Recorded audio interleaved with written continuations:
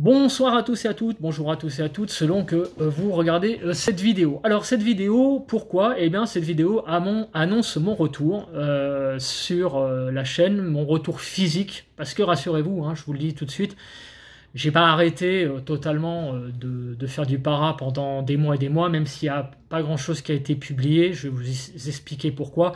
Il y a une enquête hein, qui est en cours de montage, il n'est pas question que j'arrête le para. Voilà, j'ai eu divers soucis, donc je vais exposer les choses après, dans un deuxième temps. Et dans un troisième temps, je vous parlerai également de mon point de vue sur le paranormal actuel. Mais dans un premier temps, c'est la chose la plus intéressante au final, c'est, je vous annonce donc un live dans les prochains jours, probablement vendredi soir ou samedi soir. Alors les lives, il n'y en a pas depuis le 5 juin 2022. Donc je vous expliquerai pourquoi, pourquoi la raison de mon absence. Je vais donc faire un live qui va s'appeler « Je réponds à toutes vos questions ». Tiens, c'est bizarre, le titre, ça vous rappelle rien? Donc, cherchez bien sur YouTube, tapez « Je réponds à toutes vos questions », vous comprendrez très vite. Je dirai aussi pourquoi j'ai pris ce titre-là aussi après.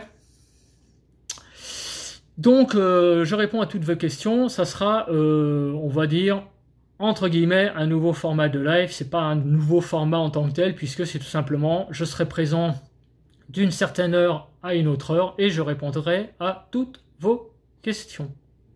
Voilà. Alors donc, je serai présent, je sais pas, par exemple, j'ai une connerie, 20h30, 23h30.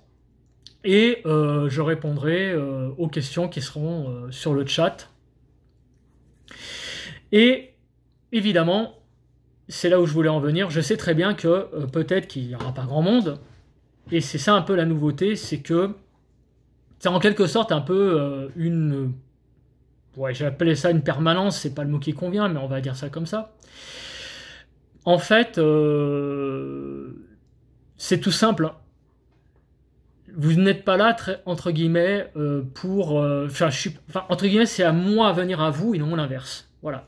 Donc, il y a des gens qui seront peut-être là à 20h30, qui ne seront pas là après. Il y a des gens qui viendront à 21h30 ou qui ne seront pas là après, etc., etc. Donc, c'est pour ça que je resterai un certain laps de temps en live, même si pendant un certain temps, il n'y a personne, 10 minutes, 5-10 minutes.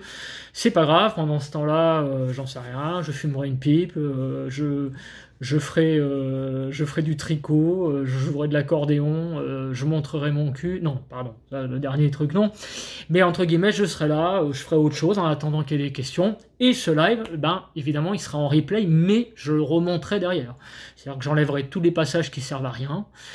Et je ferai un replay derrière pour que ça soit plus regardable aussi pour les gens qui n'ont pas pu venir en live. Donc ça sera un peu en quelque sorte un nouveau format de live nouveau entre guillemets dans le format, dans le sens où c'est plus moi qui viens à vous que non, c'est plutôt ça, c'est vous qui venez à moi.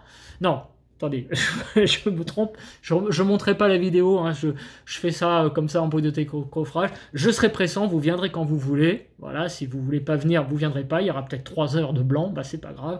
Dans ce cas-là, ça finira à la poubelle, mais ça sera ce format-là. Peut-être que donc ce format-là, je pense faire une fréquence peut-être un peu plus je sais pas, peut-être faire un live de ce format-là peut-être tous les 15 jours, 3 semaines, je ne sais pas, avoir une fréquence un peu plus élevée, et puis en plus, c'est vous qui apporterez quelque part le contenu, puisque c'est vous qui me répondrez, vous me poserez des questions et j'y répondrai. Voilà. Donc ça, c'est le premier format de live, donc un truc beaucoup plus standard aussi, parce que les gens préfèrent poser des questions alors que le format que je faisais depuis un certain temps avec les quiz, c'est des choses dont certaines personnes sont peut-être pas très intéressées. Donc ces formats-là continueront de live. Je ferai aussi des lives avec des quiz et aussi des questions derrière. Donc ça sera deux choses à part. Je voudrais revenir à des choses un peu plus centrées para, parce que je suis aussi sur une chaîne para, donc des questions plus une thématique plus simple, le para, et puis c'est tout. Voilà. Donc c'est l'annonce principale que je voulais faire sur la chaîne. Donc je vous dirai quand seront, comment dire, quand sera la date du live, alors ou vendredi soir ou samedi soir, je ne sais pas encore. La deuxième chose, l'absence. Alors l'absence, il y a beaucoup de choses qui se sont passées ces 6 derniers mois. Donc déjà, il y a eu l'été qui a été torride. Voilà, je pense que vous l'avez tous vécu. Chez moi, dans mon salon, étant en appartement, il faisait rarement moins de 30 degrés, même la nuit. Donc ça a été horrible. Ça a duré comme ça jusqu'à fin août. Quasiment jusqu'à la fin du mois d'août, il faisait 30 degrés dans mon salon. Impossible de faire un live dans ces conditions, j'avais beaucoup trop chaud. Voilà, parce que pour animer un live, il faut quand même... on n'est pas dans son truc comme ça, tranquille. Non, il y a quand même un peu de... je sais pas comment vous expliquer, à l'intérieur, on est en live, on s'expose à des gens, donc on fabrique de l'énergie, donc avec déjà 30 degrés à côté, vous vous imaginez tout dégoulinant de sueur, bon, c'était pas logique, hein, voilà, c'était pas montrable, et puis voilà, j'avais autre chose à faire que à faire un live à 30 degrés, il fait beaucoup trop chaud, quoi. Alors il y a eu ça, ensuite j'ai eu des travaux à faire cet été dans ma cuisine, j'ai repeint ma cuisine, voilà, j'ai fait pas mal de choses et jusqu'à assez récemment, pas plus tard que le week-end dernier, j'ai dû acheter des meubles et des trucs comme ça. Bref, j'ai donc en fait donné un coup de rafraîchissement à ma cuisine et ça m'a pris de manière, on va dire, étalée de mois de juillet au week-end dernier. Donc ça a été du boulot, hein. J'ai repeint toute ma cuisine en blanc, bon c'est quand même du boulot. Surtout que je suis pas très bricoleur, mais je suis quand même arrivé à quelque chose d'assez potable. Donc ça aussi, j'ai dû regarder beaucoup de tutos YouTube, comment on faisait pour peindre, etc. Ça paraît débile, mais peindre, c'est pas si facile que ça, hein. Donc tout ça, ça m'a pris du temps. Je suis arrivé à un résultat satisfaisant, selon moi. Donc il y a eu ça. Ensuite, au mois d'août, est arrivé le fameux mois d'août. Bon, je pense que c'est le mois d'août le plus horrible de ma vie depuis que je suis né, donc depuis 48 ans, puisque déjà j'ai eu un gros souci personnel privé. Non, rassurez-vous, je me suis pas séparé de ma femme, hein, pour ceux qui penseraient que c'est ça, c'est pas ça. Il y a d'autres soucis privés qui sont tout aussi importants, dont je n'exposerai pas évidemment la chose en vidéo, mais bon, qui m'a quand même bien... comme on dit, j'ai reçu un bon coup de tatane dans la gueule. Voilà. Donc ça m'a mis un peu sur le flanc et derrière, le 19 août 2022 dernier, donc j'ai perdu ma grand-mère qui est décédée. Bon, il y en a qui diront, d'ailleurs on me l'a dit, hein, de manière bon, pas très à droite je trouve, d'accord, elle avait presque 99 ans, mais c'est une des personnes les plus importantes de ma vie jusqu'à l'heure actuelle, avec mes parents évidemment, mais voilà, c'était quelqu'un qui m'aimait bien, donc c'est quelqu'un que j'avais toujours connu, hein, donc c'est pas facile. Bon, en plus, elle est partie un peu de manière en lambeaux, hein, j'allais dire petit à petit, hein, ça n'a pas été soudain. Donc bien sûr je m'y attendais, mais voilà, ça a été quand même compliqué à vivre, hein, comme tout deuil, hein, je veux dire, je pense que vous comprendrez que même si c'est dans la force, enfin c'est la nature, hein, c'est la vie, c'est quand même pas facile, et surtout derrière t'as pas envie de t'exposer sur les réseaux sociaux, forcément, je veux dire, et encore moins de faire du para. En septembre, j'ai eu des choses à faire de manière personnelle, donc qui m'ont pris beaucoup de temps, beaucoup de boulot aussi, en septembre et en octobre. En novembre, j'avais aussi des choses à régler, et aussi, j'allais vous dire, une fatigue accumulée de tous les mois précédents, et j'avais vraiment besoin de week-ends successifs tranquilles pour vraiment, j'allais dire, un peu rebondir. Alors pendant ce temps-là, bon, j'ai quand même continué à monter l'enquête, mais j'ai envie de vous dire que ça, par contre, le rythme de montage des enquêtes risque de rester à peu près celui-là. Je risque de faire à peu près 2 enquêtes par an. Voilà.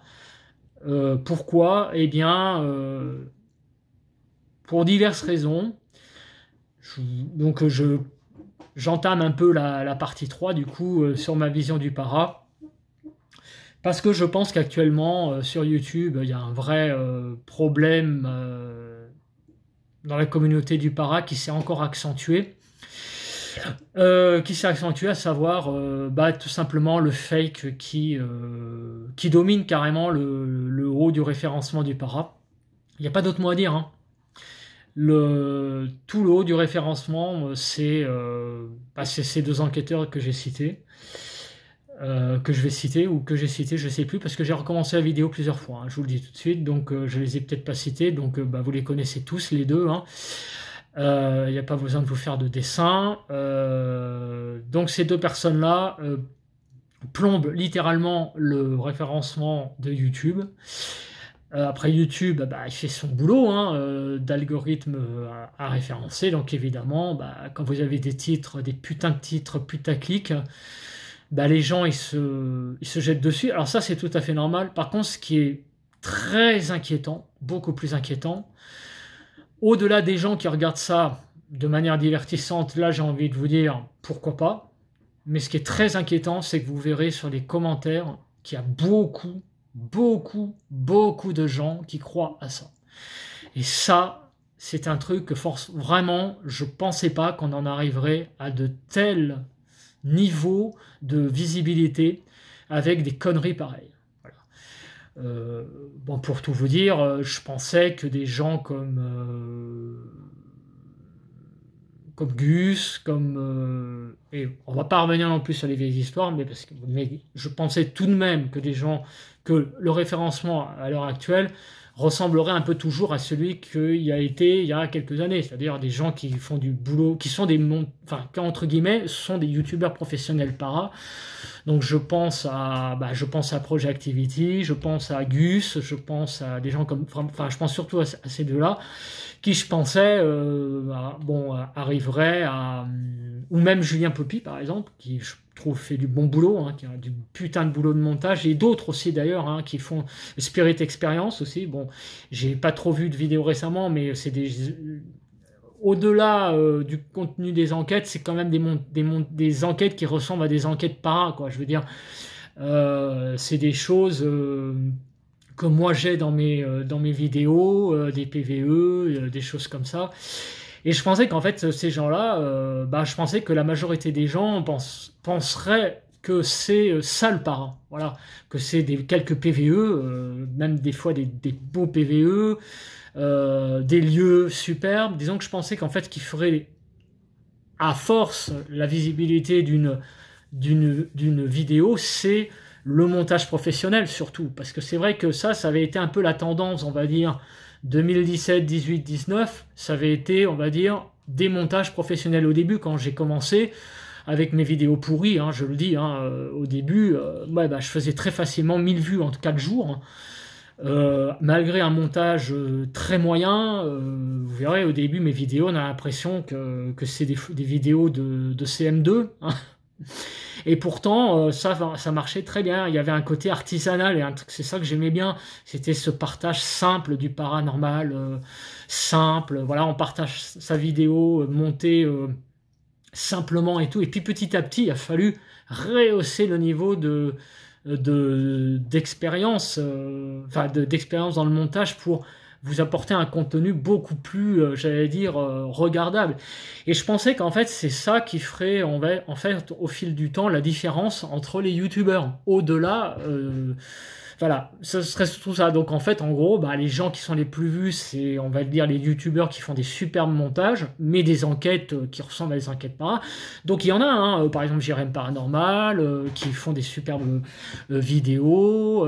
Je pense à Spirit Experience, des gens qui sont là depuis très longtemps, et qui, eux, pour moi, quelque part, méritent leur visibilité, parce que c'est du montage bien léché, ils mettent des semaines à monter leurs vidéos. Je citais Julien Poppy, John aussi, hein, John Farrell, il y en a plein d'autres, hein, Hunter, évidemment, bref, pardonnez-moi pour ceux que je ne cite pas, mais vous avez compris.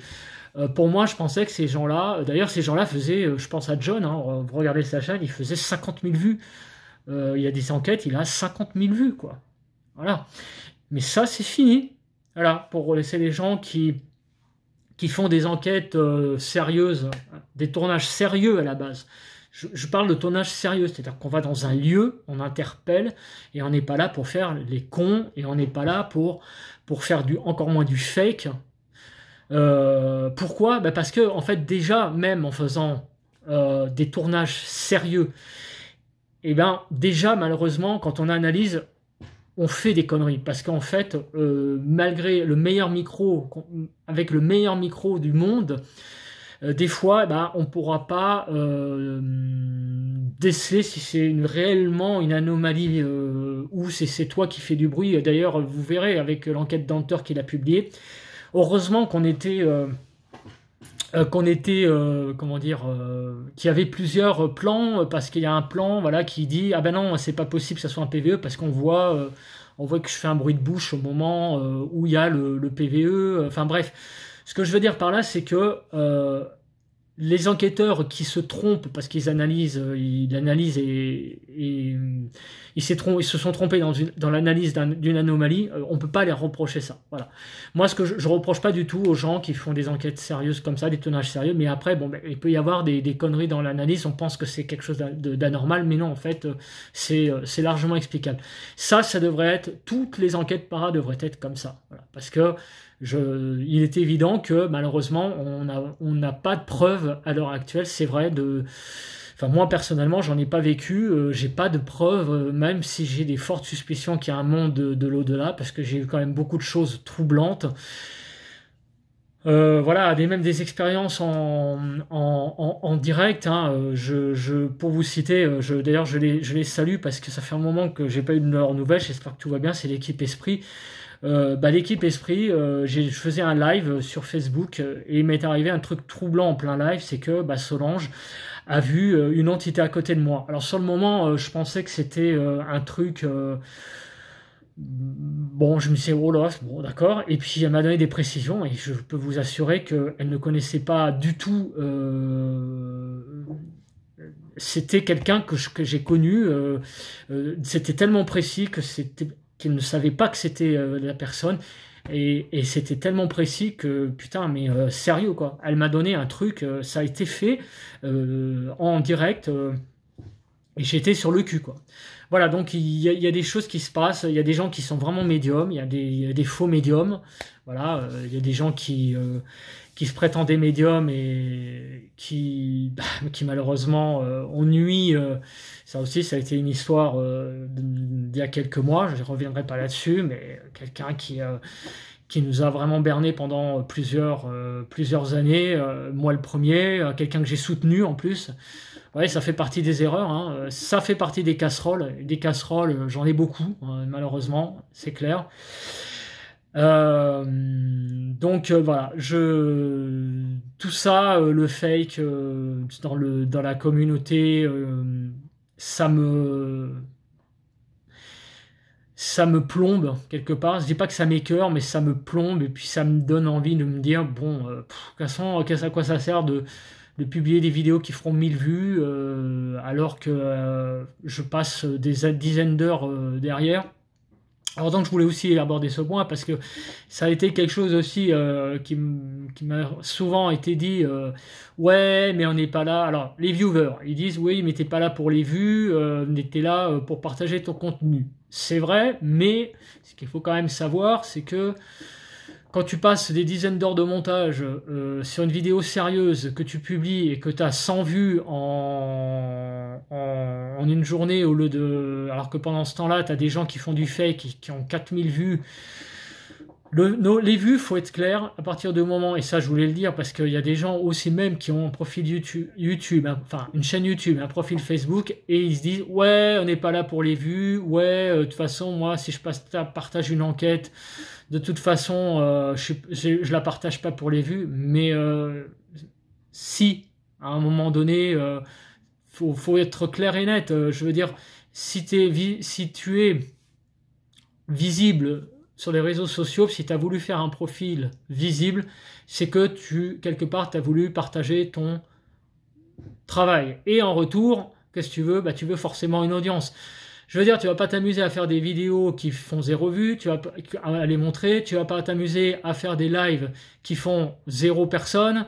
Je veux dire, tu vas pas te montrer en live pendant 1 heure et qu'il y a 0 personnes qui viennent et recommencer ça indéfiniment. À un moment donné, il faut être logique, voilà, et il faut surtout comprendre. Par contre, je suis d'accord qu'on n'est pas là pour faire des dizaines de milliers de vues. Et c'est peut-être là-dedans c'est là-dessus que vous voulez peut-être passer le message. Bien sûr, je ne suis pas là pour gagner de l'argent avec YouTube. Je ne suis pas là pour faire 15 000 vues à chaque vidéo en 2 jours. Mais j'attends derrière quand même un petit score. Voilà, par exemple, si chaque vidéo faisait le nombre de vues d'abonnés de la chaîne, je serais très content. Et c'est loin d'être le cas, comme vous pouvez le voir. C'est très très loin d'être le cas. Très très loin. Et l'année 2022, comme vous voyez, je le regarde là sur mon écran, il y a eu très très peu de vidéos. Très très peu. Pourquoi? Parce que à quoi ça sert de faire des vidéos si personne ne les regarde, quoi. Vous voyez, je vais dans cette logique en fait. Donc c'est pour ça que je pense qu'au niveau des enquêtes, je pense qu'il y aura à peu près 2 enquêtes par an, peut-être 3 si je suis en forme, mais de toute façon ça n'ira jamais beaucoup plus loin parce que déjà c'est du boulot. Ça va au-delà de ça, c'est du travail. Pour faire un montage sérieux et regardable, c'est des heures et des heures et des heures de travail. Voilà, c'est pas je tourne une vidéo, il y a un loup-garou, un démon, une main en plastique, des cris énormes, une tronçonneuse. Ces vidéos-là, moi je pourrais en faire, je vais avec Hunter, je vais chez Hunter, on s'achète une tronçonneuse à Leroy Merlin, il y a une troisième personne qui fait un démon avec un démon ou qui se met des cornes sur la tête, enfin des oreilles de loup-garou sur la tête. Dans les fourrés, on tourne ça en 1 heure, on se fait un petit scénario avant et c'est monté c'est monté en quelques heures, hein. Voilà, bon, ça m'intéresse pas, je veux dire, et c'est ça malheureusement qui aujourd'hui performe, qui plombe l'algorithme YouTube malheureusement. Donc moi, qu'est-ce que je vais faire tranquillement? Live, je réponds à toutes vos questions, enfin bref. Je vais piquer les titres un petit peu des gens qui performent, hein. Bon, ça marchera peut-être pas hein, au niveau référencement, mais c'est l'histoire de s'amuser un petit peu. Voilà, après tout, pourquoi pas se priver, hein. Bon, donc voilà, c'est un peu tout ça que je voulais vous exposer en vidéo. Après, écoutez, pour les gens qui veulent, les jaloux qui veulent me troller, et de toute façon, ils seront supprimés en commentaire, hein. Vous pouvez toujours essayer, hein. Moi, j'en ai rien à faire. Je sens, il y a un truc que même si j'ai fait des erreurs dans le passé, il y a quelque chose, moi, chez moi, c'est que je suis franc, dans le sens où je suis direct. Voilà. Il n'y a qu'une chose que j'ai faite, voilà, tout le monde le sait, hein, j'ai fait un petit profil sous-marin qui s'appelait Stéphanie Téflon, hein. Vous pouvez uploader cette partie de live, j'en ai rien à foutre, hein. Mais dites-vous bien que il m'est arrivé des choses assez insolites avec ce compte, notamment des gens, des enquêteurs qui me prenaient vraiment pour une gonzesse et qui malgré qu'ils soient mariés, qu'ils soient en couple, me draguaient, quoi. Et là, je me suis dit qu'il y avait vraiment des gens que vous pensiez bien qui sont plus là d'ailleurs, hein, pour la plupart, hein, qui sont plus là et qui me draguaient carrément ouvertement, quoi. J'étais halluciné, quoi. Franchement, je peux vous dire que avec ce petit compte-là, j'ai eu quand même des assez grandes surprises. Et bon, après ce compte, j'ai supprimé parce que ça n'a aucun intérêt. Alors après, il y a des gens qui m'ont condamné là-dessus. Ouais, t'as créé un faux compte. Oh putain, au bagne, au bûcher et tout. D'abord, il n'y a pas de faux compte, il n'y a pas de vrai compte. Je veux dire, c'est un compte. Point final, combien de comptes sont des faux comptes, puisqu'il y a plein de gens qui ont des faux comptes, puisqu'en fait ils ne dévoilent même pas leur identité. Il y a des gens qui s'appellent un tel, et vous savez pas leur identité, donc c'est par définition des faux comptes en fait. Voilà. Donc voilà, il y a ça, ça m'a fait bien rigoler ce passage-là, parce qu'en fait, c'est aussi un bon test pour voir que il y a quand même beaucoup de gens dans cette communauté qui ont des plis au cerveau, quoi. Parce que faire des montagnes de choses pour ça, voilà. Donc après, évidemment, bon, moi les choses, je vais pas exposer trop en live parce que j'ai pas envie de ressasser les vieilles histoires, mais il est clair que, bon, voilà, il y a des choses que je regrette vraiment énormément dans le passé. Bon, des gens qui m'en veulent toujours, des gens qui essayent de faire table rase et de renouer, enfin bref, de construire. C'est ça qui est bien. Il y a des gens qui sont plutôt toujours dans la haine et tout ça, bah, je les laisse dans la haine, je n'exposerai même pas les choses. Bah, quelque part, je peux les comprendre, mais à un moment donné, le temps, en fait, le temps, c'est aussi la sagesse, quoi. Je veux dire, il faut aussi se dire que j'ai on a tué, enfin moi j'ai tué personne, quoi. Bon, il y a eu des choses de fait. Moi j'ai subi aussi beaucoup de harcèlement, hein, parce qu'il y a beaucoup de gens qui disent que j'ai harcelé ci cela, mais j'ai subi beaucoup de choses, certainement beaucoup plus importantes. Moi j'ai été mis au fond du trou. On a quand même essayé d'appeler mon travail pour me dézinguer. On m'a plusieurs fois piégé en conférence privée, enfin des choses comme ça. Je pourrais tout ça en vouloir à vie, j'allais dire, mais à un moment donné, voilà, ce qu'il faut faire, c'est laisser ces personnes de côté et passer à autre chose, quoi. À un moment donné, il faut être comme ça. Voilà, moi je suis dans la construction. Voilà, moi j'en veux réellement à personne. Bon, simplement, le fait est là aussi, c'est que dans cette communauté para, et je pense aussi que les gens qui font aussi du para, ce sont des gens à la base quand même qui sont hypersensibles. Voilà, il y a beaucoup de gens, je pense, dans cette communauté qui sont hypersensibles, et donc forcément, et ben, il y a un moment donné, bon bah, voilà, il y a des gens aussi négatifs autour de ces gens sensibles qui ont aimé dresser des gens les uns contre les autres. Je ne dirais pas de nom, mais voilà, c'est ce qui s'est passé, et donc il y a eu beaucoup de choses de toute façon, je peux vous donner un exemple encore qui est public d'ailleurs, qui se passe chez les stars. Puisque c'est la brouille qu'il y a eu entre Michel Sardou et Johnny Hallyday, hein. Michel Sardou l'a évoqué encore récemment. C'est exactement ce qui s'est passé à notre échelle dans le domaine du para. C'est que vous avez en fait des gens satellites qui aiment déformer les choses, qui rapportent à quelqu'un des choses déformées, du coup ça lui monte le bourrichon, à l'autre pareil, ça lui monte le bourrichon, et du coup ça clash, et du coup ça prend des proportions énormes, avec des gens à côté qui remettent de la fumée et tout, et c'est ce qui s'est passé, voilà, avec me concernant. Bon, il y a des gens qui essayent encore de remettre des choses sur le tapis à l'heure actuelle. Moi j'ai envie de dire, passez à autre chose, voilà, passez à autre chose. De toute façon, je veux dire, dans tout ça, qu'est-ce que ça a apporté? Ça a apporté beaucoup de négativité à tout le monde, et à moi le premier. Je veux dire, voilà, si vous pensez, pour les gens qui me détestent en public, qui pensent que je fais le kéké en vidéo et tout ça, sachez que tout ce qui s'est passé depuis des années, ça m'a énormément blessé, ça m'a beaucoup affecté. Il y a des fois au boulot, j'étais tellement mal, on me demandait qu'est-ce qui va pas. J'allais pas dire ah ben c'est parce que j'ai des histoires sur les réseaux sociaux, parce que ça a touché l'affect, ça touche l'amitié.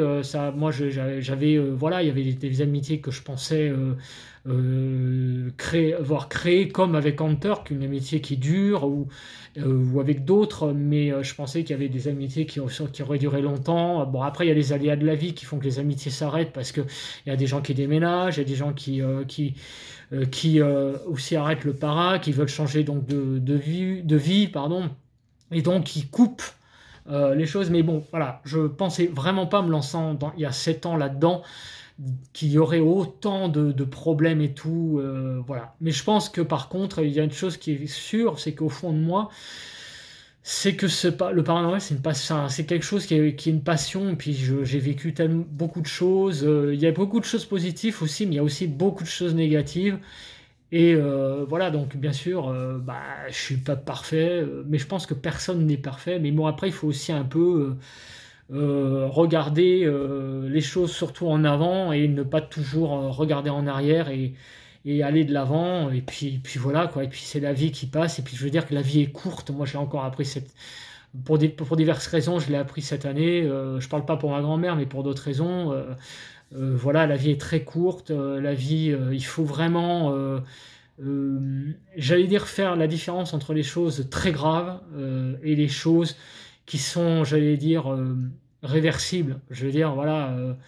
On sait déjà, enfin moi je me suis déjà, voilà, j'ai déjà eu des conflits il y a quelques années avec des personnes, et ben bon, bah, c'est pas parlé pendant un certain temps, et puis avec le temps, bah, renoue un contact, et puis bien sûr on peut pas oublier ce qui s'est passé, mais il faut ce qu'on appelle, j'allais dire ce mot-là, bah, c'est un mot qui plaît pas à beaucoup de gens, mais il faut entre guillemets composer, quoi. Je veux dire, il faut aussi, avec le recul, voir oh, il se passe, qu'est-ce qui s'est passé réellement, quel est le truc. Je veux dire, j'ai pas escroqué de personne, j'ai pas volé de l'argent, j'ai pas, je sais pas, j'ai pas nui à la personne de façon irrémédiable, qui s'en est retrouvée dans une situation financière, ou enfin des choses qui, c'est vraiment ça, ce ne sont en fait que des choses quelque part qui sont reliées au sentiment, mais il n'y a pas de choses dramatiques qui auraient pu être voilà, irréversibles.